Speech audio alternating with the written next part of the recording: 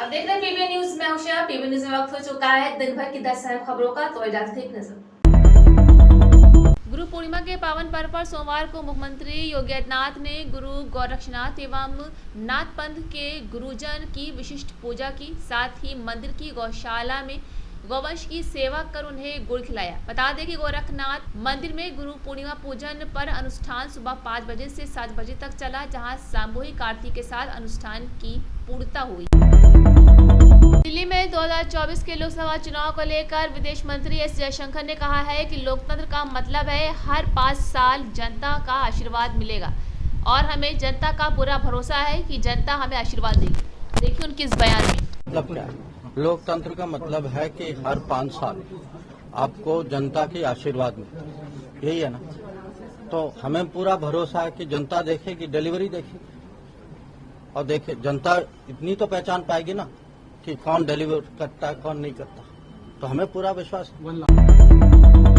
NCP नेता अजित पवार के शिंदे सरकार में शामिल होने को लेकर एआईएमआईएम प्रमुख असदुद्दीन ओवैसी ने विपक्षी दलों पर निशाना साधा है। मालूम हो कि महाराष्ट्र राजभवन में अजित पवार के शपथ लेने के दौरान प्रफुल्ल पटेल, छांगल भुजबल समेत कई एनसीपी नेता मौजूद रहे, जहां प्रफुल्ल पटेल को लेकर ओवैसी ने कहा है कि 23 जून को शरद पवार प्रफुल्ल पटेल को लेकर पटना लेकर आए थे और आज बीजेपी के साथ हो लिए हैं।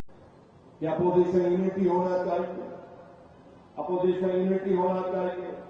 पटना में एक मीटिंग हुई और वो पटना की मीटिंग में महाराष्ट्र से शरद पवार साहब जिस शख्स को लेकर आए थे प्रफुल्ल पटेल, आज प्रफुल्ल पटेल बीजेपी से जाकर मिल लिए।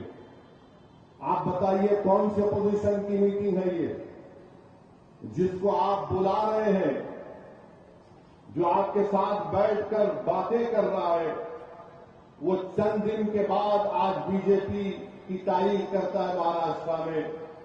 मगर इसके बावजूद भी कांग्रेस के लोग सेकुलरिज्म का सर्टिफिकेट बांटते हैं कि ये सेकुलर है, ये कम्युनल है, ये बी टीम है, ये फुला टीम है। हम कांग्रेस से और ये तमाम नाम निहाद सेकुलर पार्टी से कहना चाहेंगे कि कभी अपने गिरबान में झांक कर देख लो। तुम्हारी तारीफ भरी पड़ी हुई है कि तुमने कैसे कैसे धोखे दिए हैं। आज तुम जिसको बुलाते हो उसी की पार्टी का आदमी बीजेपी के गोद में बैठा है, मोदी के गोद में बैठ जाता है। अब आप बताइए फिर मजलिस पर इल्जाम लगाते हैं हमको नहीं बुलाया गया। क्यों नहीं बुलाया गया? क्योंकि मजलिस इनके सामने सच्चाई को बयान करती है। आज आप मीडिया में देखिए कि हर अपोजिशन पार्टी के नाम निहाद सेकुलर पार्टी के लोग रो रहे हैं कि बीजेपी ने राष्ट्रवादी कांग्रेस के एमएलए को तोड़ दिया। आपके 40 एमएलए टूटकर भाग गए तो वो गलत है, मगर बिहार में मजलिस के 4 एमएलए को आपने खरीद लिया तो वो सच है।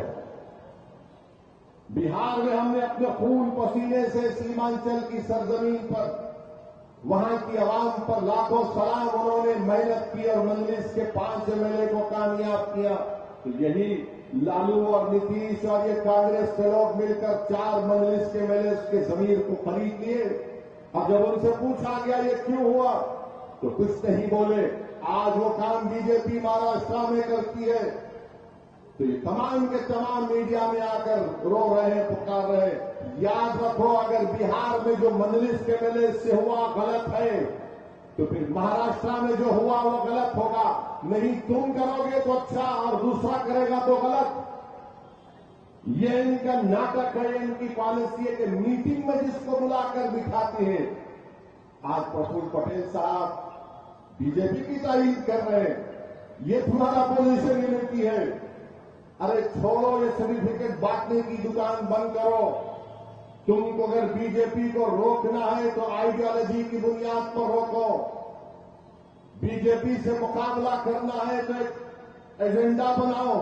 ये नहीं हो सकता कि नहीं हम जो करेंगे वो सच है और दूसरों को सबको गुलामों की तरह आपके सामने सर झुकाकर खड़ा होना पड़ेगा। ये नहीं होने वाला है। आवाम बेजार हो चुकी है, नौजवान बेजार हो चुका है। तुम सिर्फ झूठ बोल बोल कर मुस्लिम अकलियत का वोट तो ले लेते हो, मगर उसके बाद तुम बीजेपी को हरा नहीं पाते। महाराष्ट्र में रविवार को बड़ा पॉलिटिकल उलटफेर हुआ है, जहां एनसीपी नेता और शरद पवार के भतीजे अजीत पवार नेता प्रतिपक्ष से कुछ ही घंटों में डिप्टी सीएम बन गए। वहीं पक्ष को छोड़ अजीत पवार एनसीपी के 8 विधायकों के साथ एकनाथ शिंदे सरकार में शामिल हो गए। वहीं 1 घंटे में हुई इस घटनाक्रम में शपथ लेकर अजीत पवार डिप्टी सीएम बन गए। वहीं उनके साथ आए 8 विधायकों को भी मंत्री बनाया गया, जहां 2024 से पहले महाराष्ट्र में हुए उलटफेर से देश की राजनीति में हलचल बढ़ गई है।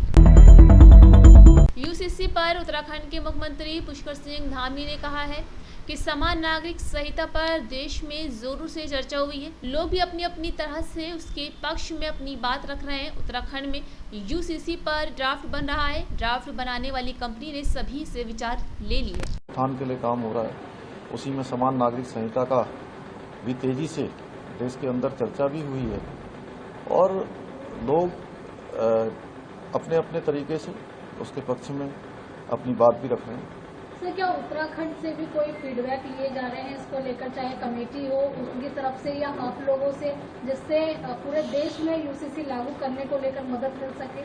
उत्तराखंड का तो ड्राफ्ट चूंकि बन रहा है, इसलिए उत्तराखंड के लोगों ने तो जो ड्राफ्ट बनाने वाली कमेटी है उसने सभी से सबके विचार ले लिए हैं और एक बड़ी संख्या 2,35,000 लोगों से बात की है, स्टेक होल्डर से बात करी है और विभिन्न संगठनों से भी बात की है, धार्मिक संगठनों से भी बात करी है, सामाजिक संगठनों से बात करी है, बुद्धिजीवी लोगों की भी राय ली है, सबकी राय आई है और वो कमेटी। सुबह सपा प्रमुख ओम प्रकाश राजभर ने अपने एक बयान में कहा है कि महाराष्ट्र ही नहीं उत्तर प्रदेश में भी बड़ी हेरफेर होने वाली है। समाजवादी के कई विधायक और सांसद दल छोड़कर कुछ सरकार के विस्तार में शामिल होना चाहते हैं।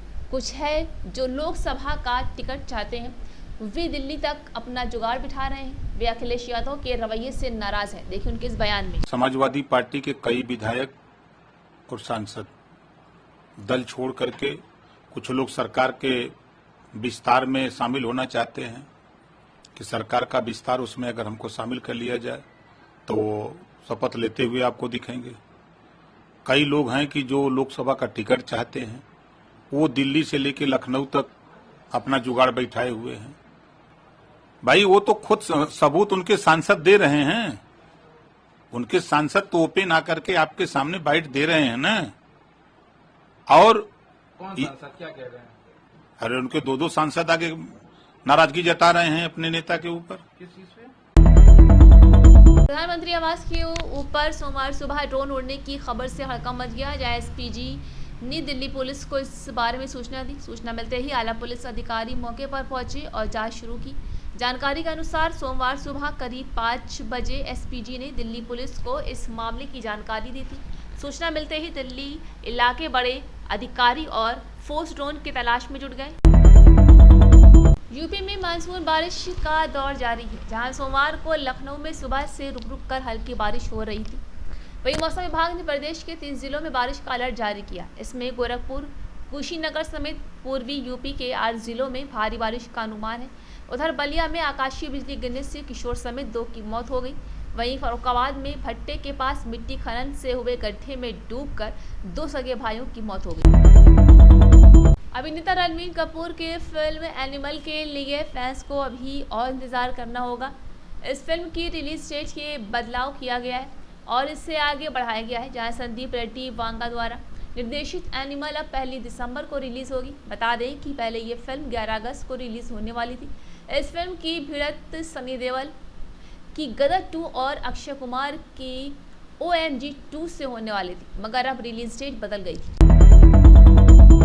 इंग्लैंड की टीम को एशेज सीरीज में लगातार दूसरी हार का सामना करना पड़ा है, जहां लॉर्ड्स में खेले गए दूसरे टेस्ट मैच में उसे ऑस्ट्रेलिया में 43 रन से हरा दिया गया। इस मैच की दूसरी पारी में इंग्लिश कप्तान बेन स्टोक्स ने 155 रन की शानदार पारी भी खेली। उनकी बल्लेबाजी की तारीफ सबने की है। बता दें कि इस लिस्ट में दुनिया के 2 दिग्गज खिलाड़ी, भारत के पूर्व कप्तान विराट कोहली और ऑस्ट्रेलिया उप कप्तान स्टीव